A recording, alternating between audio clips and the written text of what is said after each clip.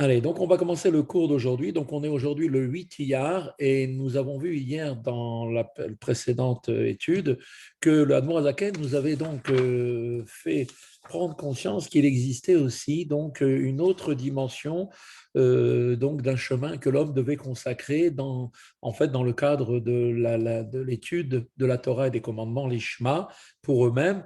Et donc c'était en fait, ils devaient utiliser donc un autre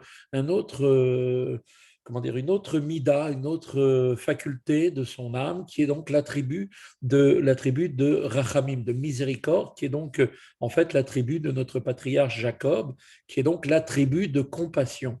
Donc ce chemin est donc d'éveiller au préalable l'accomplissement de la Torah et des mitzvot en notre pensée dans une immense compassion devant Dieu, en ayant pour conscience que l'étincelle divine qui anime notre âme est descendu de sa source, la vie de la vie, l'infini divin, béni soit-il, qui emplit tous les mondes, les anime donc de Dieu d'une force vitale, immanente et enveloppant tous les mondes. Et c'est de là que vient la source de notre âme, et c'est de là que vient en fait l'âme de chacun d'entre nous. Et que tout cela, cette lumière est tellement, ce niveau est tellement haut qu'on dit que tout est compté comme rien devant lui, c'est-à-dire dans l'infini divin qui anime tous les mondes et les crée, devant qui tout est considéré comme néant. C'est de là que l'étincelle divine de chacun d'entre nous prend sa source. Et cette étincelle, elle est descendue, donc comme on avait expliqué dans le Zohar, et c'est vêtu, donc descendue de sa source très très bas, c'est vêtu dans le corps, qui lui-même, le corps, est qualifié de peau de serpent, puisque le corps, en fait, la peau correspond à la partie extérieure, et cela, le serpent lui représentant les forces du mal, les trois forces, les trois clipotes complètement mâles, et la peau qui est donc au-dessus, qui représente donc la clipa noga, qui est la clipa intermédiaire. Et donc, automatiquement, cette âme qui est donc descendue de ce niveau tellement, tellement haut, tellement élevé, qui se retrouve maintenant tellement bas dans ce corps et qui se retrouve donc effectivement en contact avec les forces du mal, dépendant de nos agissements, de nos bonnes pensées, ou de bonnes paroles ou de bonnes actions, et le contraire, eh bien, se retrouve maintenant éloigné complètement de la face du roi dans un éloignement le plus extrême possible. Pourquoi? Parce que le monde dans lequel nous nous trouvons, qui est ce monde, le dernier monde de l'enchaînement des mondes, est le monde le plus grossier dans lequel les clipotes, les plus grossières se trouvent des mondes spirituels. Donc, qu'est-ce qu'on nous a dit? En fait, l'homme doit prendre conscience maintenant, doit prendre en pitié l'âme qui elle-même, son âme, son étincelle divine, quand il va se souvenir donc de toutes les mauvaises actions, toutes les mauvaises paroles, les mauvaises pensées qu'il a fait depuis le jour même d'où il a vu l'existence jusqu'à aujourd'hui. Et donc, il a en même temps, comme on avait expliqué, puisque le haut et le bas sont reliés comme une corde, donc on l'appelle la corde de Yaakov, qui est aussi l'héritage, qu'on appelle l'héritage de Yaakov, et chacun d'entre nous a donc la possibilité, par ses bonnes actions, soit d'élever la partie dans laquelle se trouve sa neshama, c'est-à-dire le monde d'en bas, et donc de faire remonter le niveau le plus haut, puisque dans une corde, les deux niveaux, le haut et le bas, sont reliés, ou bien que Dieu préserve, quand quelqu'un va faire une erreur, une bêtise, va faire descendre donc le niveau dans lequel il est, et donc automatiquement va faire descendre aussi le niveau le plus haut qui se trouve dans sa source vers le bas. Et donc c'est de là qu'on dit que Dieu est enchaîné par des corps, c'est-à-dire que par nos pensées à nous de qui ne sont pas forcément comme il se doit, eh bien ces mauvaises pensées qui parcourent notre esprit peuvent nous entraîner vers le bas. Et c'est là tout le travail donc que chacun d'entre nous doit faire pour sortir son âme de son exil, et qui est en même temps aussi l'exil de la Shérina, la présence divine, car à ce sujet, la Shrina elle-même, il est dit que Dieu descend avec eux, comme c'est marqué, Dieu est descendu en Égypte, l'endroit le plus bas du monde, l'endroit où il y avait la forme d'Avodazara la plus basse qui puisse exister. Et donc, Dieu réside parmi nous, Dieu est présent avec nous dans notre impureté. Et sur cela, maintenant, Rabbi Shneur Zalman va souligner maintenant que la compassion est l'attribut donc de notre père Yaakov. Cet attribut de compassion est lié à la sphira de Tiferet. Et donc, on dit que Jacob, il est marqué clair comme ça, très dans les mots, Jacob a pleuré et éveiller donc la compassion pour l'ensemble d'Israël, de sorte que même en situation d'exil, du fait de leurs mauvaises paroles, de leurs mauvaises pensées, de leurs mauvaises actions, eh bien, malgré tout, les Bnei Israël pourront, par le mérite de Yaakov, par l'étude de la Torah et l'accomplissement des mitzvot, eh bien, s'unir avec le divin.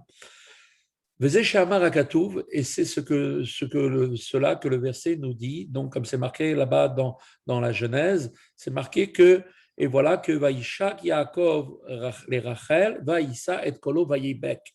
C'est marqué que quand Yaakov a rencontré la première fois Rachel à côté du puits, quand il s'était sauvé de son frère Esav, et qu'il a vu Rachel, c'est marqué, il a embrassé Rachel quand elle lui a révélé qu'elle était en fait sa cousine, puisqu'elle était la fille de Lavan, eh bien, quand elle lui a dit ça, il l'a embrassé. C'est marqué, il a embrassé Rachel, et c'est marqué que Yaakov a élevé la voix et qu'il a pleuré. Qu'est-ce que cela veut dire? Rachel, Ikneset Israël ou Mekor Konan Shabbat. En fait, la correspondance spirituelle à cette phrase qui est dit là-bas veut sous-entendre que Rachel eh bien, représente ce qui s'appelle la Knesset Israël, la communauté d'Israël, toutes les âmes d'Israël, qui est la source des âmes d'Israël, représentant ici-bas, Rachel, le niveau de Malchut d'Atsilut, qui Malchut d'Atsilut est la source des âmes d'Israël, qui est appelée aussi en Kabbale Rachel. Et donc, Yaakov, lui, Yaakov, qui est donc de la tribu Midato Eliona, chez Midat Arachavim Sheba Atzilut, lui-même étant le niveau extraordinairement haut, eh bien, lui-même est la tribu de compassion d'Atzilut, c'est-à-dire au niveau de Tiferet, eh bien, lui-même, cet élément-là, cet attribut de compassion a été éveillé. Et celui qui éveille une immense compassion sur elle, en fait, sur Rachel. C'est-à-dire que Yaakov, en d'autres mots, Yaakov, donc l'attribut de compassion, Tiferet, qui est Rachamim, la miséricorde, va éveiller la compassion, la pitié sur Rachel, Rachel qui est Malchut d'Atsilut et qui représente la source des âmes d'Israël. Veïssa et Kolo, et c'est marqué, voilà le sens du verset, qu'est-ce que veut dire? Et il éleva la voix, c'est marqué les Maala en haut, ou à la source de la compassion supérieure, les Makor Arachamim Elionim, vers l'endroit des compassions supérieures que l'on appelle dans la Kabbale, que l'on appelle les 13 attributs de miséricorde, Yud Gimel Midot Arachamim, qui sont donc la source même de l'attribut de compassion du monde d'Atsilut, incarné par Yaakov. Donc Yaakov lui-même étant la sphira de compassion, Tiferet, il a élevé donc sa compassion jusqu'au niveau de sa source elle-même, que sont les Yud Gimel Midot Arachamim, et donc il a donc attiré de sa source même cette compassion pour Rachel. Donc on voit que l'idée même d'un attribut de compassion s'inscrivant lui-même dans un monde confère une certaine limite à celui-ci. Quand Yaakov se trouve dans le monde de Hatzilut, au niveau de sa mida de Tiferet, il est limité parce qu'il est dans un monde, et un monde de par définition est forcément limité. Mais en fait, quand Yaakov a élevé, a fait monter son ressenti de compassion vers la source qui est la sienne, que sont les 13 attributs de miséricorde, qui sont au-dessus du monde de Hatzilut, qui rejoint les niveaux de ce qu'on appelle Adam Kadmon, le premier niveau d'existence de l'homme dans les mondes, qui est les mondes tous entiers sont à l'image de l'homme. Eh bien, là, Yaakov est monté au-dessus du monde de Hatzilut, et donc là, forcément, il a atteint une dimension des 13 midot arachamim qui elles-mêmes ne sont confinées dans aucune limite, et il est donc à ce moment-là donc arrivé à la source, la notion même de la compassion, y compris de l'attribut de compassion de ce monde d'Atsilut. Anikra Av Arachamim ou Mekoran, qui ce niveau des 13 midot arachamim est aussi appelé le père de la compassion et source de la compassion. L'attribut de compassion d'Atsilut est désigné par comment? Par Père miséricordieux, Av Arachamam, ainsi que les 13 attributs de compassion sont appelés eux aussi Père de miséricorde, mais là au pluriel, Av Arachamim, c'est-à-dire, qu'est-ce que cela veut dire? Eh bien, qu'il est monté jusqu'au niveau du Père, il est là, le Père est la source de la miséricorde, comme cela est rapporté dans une explication de l'Ikouté Torah. C'est d'ailleurs la raison pour laquelle, en certaines occasions très propices, le terme Av Arachamim est employé au lieu et place de Av Arachaman. Quand on fait la référence dans le texte à Av Arachaman, c'est le niveau de Rachamim, de miséricorde qui se trouve dans Hatzilut, qui est le niveau de Tiferet représentant Yaakov, la source de la miséricorde. Et quand on fait appel à Av Arachamim au pluriel, là on fait référence à quoi? À la source de la source, qui est en fait le niveau des 13 Midot Arachamim, qui dépasse complètement le monde de Hatzilut. Donc, telle est donc la signification du verset. Jacob éleva, ça veut dire il éleva, c'est-à-dire il monta lui-même, il monta, si on peut dire, dans les degrés spirituels, jusqu'à son attribut, l'attribut de compassion de Hatzilut, qui est en même temps à la source des 13 attributs de miséricorde. Veyep, c'est marqué, et qu'il s'est mis à pleurer Yaakov. Qu'est-ce que ça veut dire il a pleuré?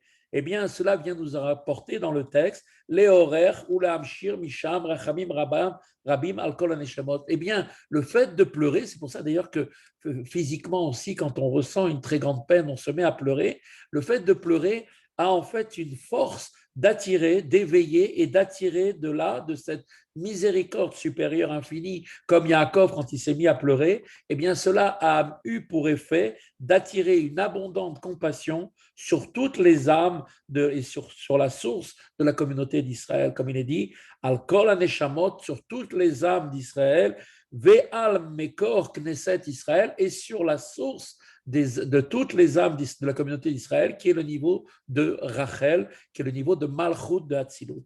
Les Halotan, Migalutan, et donc il a pleuré. Pourquoi? Pour, par cette compassion, vouloir élever donc toutes ces âmes de leur descente en exil, puisque comme on l'avait expliqué que par les fautes et par les erreurs, les Bnei Israël sont tombés donc dans les niveaux les plus bas des forces du mal, et donc pour les sortir de cet exil, eh bien il s'est mis à pleurer pour déverser vers eux, pour attirer vers eux par ses pleurs le niveau de la source même des 13 Midot Arachamim, pour les relever de cette descente de l'exil et de les unir dans ce qui s'appelle le Yichud Elyon, l'unification supérieure de la lumière infinie de Dieu, béni soit-il, au niveau de ce qu'on appelle les baisers. Donc la notion de baiser, c'est une notion qu'on avait déjà étudiée. C'est en fait de quoi on parle, puisqu'en fait les baisers qui sont ici, dont on parle, c'est ce qui est rapporté dans le Shir HaShirim. C'est une dimension très, très, très haute au niveau spirituel et qui représente dans la Kabbale ce qu'on appelle au niveau de baiser, qui consistera en l'attachement du souffle avec le souffle, comme il est écrit dans le Cantique des Cantiques. Là-bas, c'est rapporté et marqué qu'il m'embrasse des baisers de sa bouche, shikeni mineshikot piou, qu'il m'embrasse de ses baisers. Qu'est-ce que ça veut dire? Qu'est-ce que veut dire Dieu? Est-ce qu'il a une bouche? Est-ce qu'il nous embrasse avec sa bouche? De quoi on parle là-bas? On parle que quand un juif est en train d'élever son étude, alors il utilise, comme moi quand je suis en train de parler, j'utilise le souffle qui sort par ma bouche, qui sort de moi-même, de mes entrailles, et ce souffle-là va se fondre avec le souffle de Dieu qui lui-même représente les mots de Torah, qui ces mots de Torah s'unissent avec Dieu dans les niveaux les plus hauts, puisque la Torah et Dieu, c'est une seule et même chose. Donc, mon souffle va être utilisé non pas pour dire des bêtises, mais je l'utilise pour étudier la Torah. Donc, mon souffle devient uni avec le souffle de la Torah, qui est en fait la bouche de Dieu, le souffle de Dieu. Et c'est de là que l'on dit effectivement que ce que voulait dire là-bas Shlomo Ameler, il m'embrasse des baisers de sa bouche. La communauté d'Israël, en vérité, implore Dieu de s'unir avec elle sous la forme de baiser. Le baiser n'est pas simplement le contact extérieur de la bouche, c'est aussi l'union profonde des souffles. Les souffles se mélangent, c'est-à-dire en cela que consiste l'union des baisers de l'âme avec Dieu par la Torah et par les mitzvot. C'est-à-dire qu'au moment où un juif étudie la Torah et qu'il est en train de faire les mitzvot, eh bien, il est en train, si on peut dire, d'embrasser Dieu, et Dieu l'embrasse du plus profond du souffle, de son souffle à lui, l'homme, et du souffle de Dieu.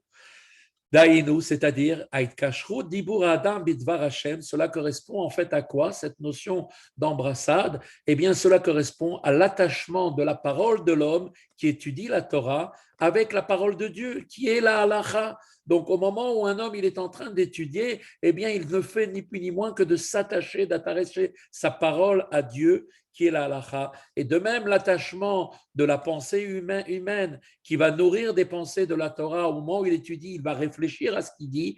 Alors, cela va unir sa pensée à lui avec la pensée divine et l'action humaine qu'il va accomplir au moment où il aura compris qu'il faut faire telle ou telle mitzvah. Eh bien, à ce moment-là, son action à lui humaine va s'unir avec l'action divine qui est donc la pratique par la pratique des mitzvot. Donc, on voit que véritablement, l'accomplissement de Torah mitzvot nous permet, dans ce monde ici-bas, de nous permettre de nous attacher avec Akadosh Baruch Hu, mais pas simplement d'une manière extérieure à Dieu, mais d'un niveau très, très, très profond, puisque le profond du souffle, c'est très bien que le souffle vient de profondeur de la personne, et donc aussi spirituellement, donc on parle de Dieu, Dieu, le souffle de Dieu, on parle de la profondeur, du niveau profond chez Dieu. Et en particulier parmi les actes que l'on parle de mitzvot, les actes de charité et de bonté. La tzedaka, comme on sait, la charité et la bonté se distinguent dans l'union qu'elles opèrent entre l'action de l'homme qui les pratique et le degré d'action du divin. Comme on avait expliqué, la charité, eh bien, on le fait avec tout son corps parce qu'on a travaillé toute notre personne a travaillé, on était pendant le temps de travail complètement impliqué dans notre travail, et donc quand on va donner le fruit de notre travail, au lieu de nous donner, travailler pour gagner notre vie, c'est-à-dire pour notre propre vie, utiliser cet argent pour notre propre vie, on va le donner à quelqu'un d'autre pour lui donner à lui la vie. Donc qu'est-ce qui se passe? Mida keneged mida, tu as donné ta vie, alors Dieu te donne la vie à ce moment-là, et c'est donc le niveau le plus haut qui puisse se faire dans l'accomplissement d'une mitzvah, d'une action concrètement. Et donc, ce degré d'action s'inscrit et se fond complètement dans l'action du divin. Des chesed, droit yemina, car comme on le sait, comme l'a rapporté d'ailleurs donc Eliyahu Hanavi, quand il a voulu nous décrire les différents niveaux de spiritualité, eh bien, Eliyahu Hanavi avait fait référence en fait à la notion du corps humain. Et il a démontré que chaque partie du corps humain représente en fait une faculté représentée par une sphira. Le mot chesed, la bonté, eh bien, c'est représenté par ce qui s'appelle le bras droit. La bonté pratiquée par l'homme est en fait un réceptacle pour le bras droit qui lui-même en même temps en même moment se trouve être en équivalence et en corrélation immédiate, en contact avec la bonté de Dieu, c'est-à-dire le bras de Dieu. Quand mon bras à moi fait une mitzvah, j'attache mon bras avec le bras de Dieu, la bonté de Dieu. Donc, comme cela est rapporté, le rabbi rapporte d'ailleurs, il explique dans Igret HaKodesh, que où le Tanya dit que tout le corps est inclus dans le côté droit, on comprend dès lors l'insistance sur le principe même de la particularité de la pratique de la charité et de la bonté, parce que par la charité et la bonté, c'est tout le corps en entier qui se trouve inclus dans l'action qui est menée. Et il s'agit là de ce qu'on appelle aussi, donc toujours dans Shir HaShirim, rapporté du texte de Shlomo Ameler, il s'agit là d'un niveau d'étreinte, donc véritablement, quand quelqu'un vous en lâche, il vous étreint très fort, ainsi qu'il est dit, comme il est dit dans le Cantique des Cantiques, Veimino techabekeni, la main droite de Dieu m'enlace, est en train de m'enlacer. En fait, l'une des expressions humaines d'un sentiment d'amour, comment est-ce que le sentiment se révèle quand quelqu'un aime vraiment une autre personne? Eh bien, ça va se révéler par un acte aussi qui consiste à enlacer l'être qui est aimé.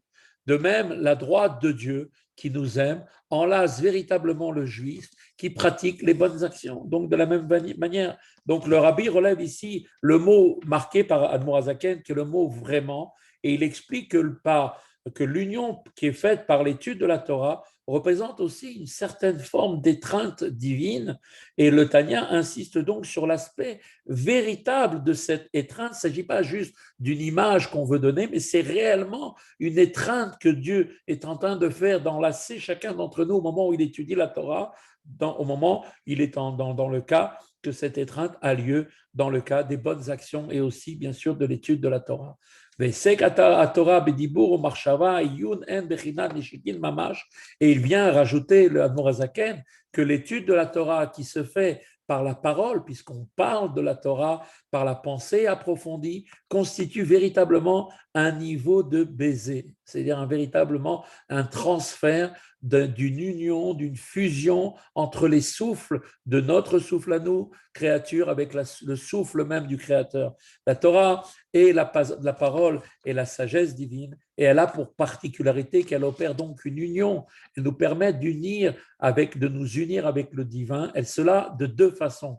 La parole unie, la parole humaine est unie à la parole divine par l'expression que nous prononçons les paroles de la Torah, et en même temps, nous sommes unis. La Torah nous permet d'unir aussi notre esprit, c'est-à-dire notre pensée, notre intellect, qui se trouve au moment où on étudie, unis par la compréhension de la Torah et à la pensée, à la sagesse de Dieu. Il s'agit donc vraiment, véritablement, encore une fois, de baiser, de l'union des souffles et de l'esprit. Le Rabbi relève, comme on l'a dit, le mot vraiment, qu'il justifie par le fait que la dimension des baisers existe également de manière globale dans les bonnes actions, les mitzvot, comme l'indique le texte précédemment plus haut.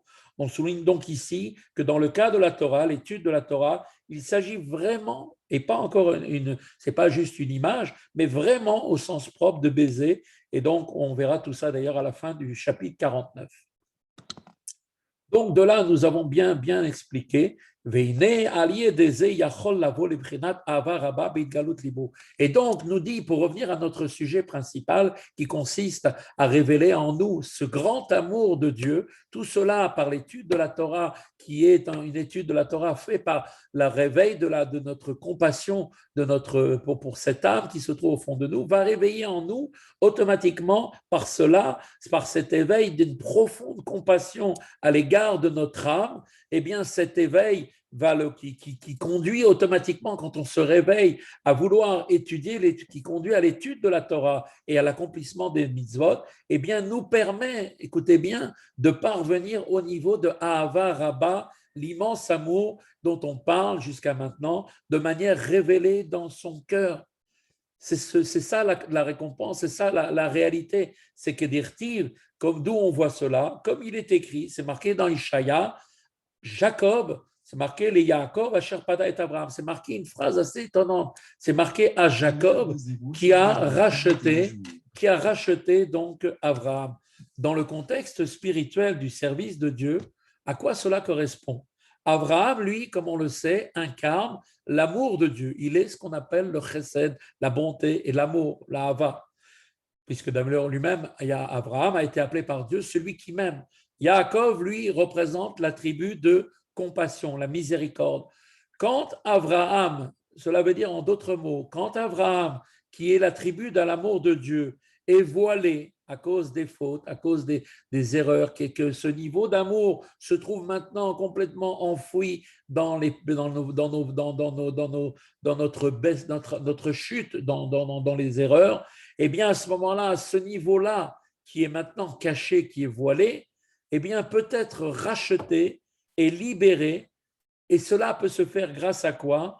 Par la tribu de l'éveil de la compassion, la tribu de Yaakov, que cet amour va maintenant pouvoir être mis à jour. Donc l'amour profond de chacun d'entre nous, le niveau d'amour de Dieu, qui peut être caché à cause des péchés, à cause des erreurs qui ont été faites et qui maintenant se trouve en exil, complètement enfoui dans les profondeurs de l'exil, peut être maintenant ce niveau-là racheté par qui? Par Yaakov, la tribu de compassion. Cette compassion pour notre âme, pour que cette prise de conscience qu'elle se trouve maintenant tombée dans l'exil de nos erreurs, dans cet exil qui nous recouvre, qui empêche de ressentir cet amour, eh bien la compassion, en pleurant, en ramenant vers nous, faire descendre cette compassion, va faire que cet amour va être mis à jour à nouveau. Et c'est on comprend maintenant le texte que quand on dit Yaakov a racheté Abraham. En d'autres termes, la compassion a racheté l'amour caché qui se trouvait en nous. Comme tout cela sera expliqué par ailleurs dans la suite du Tanya. Voilà, c'est là que se termine le cours d'aujourd'hui.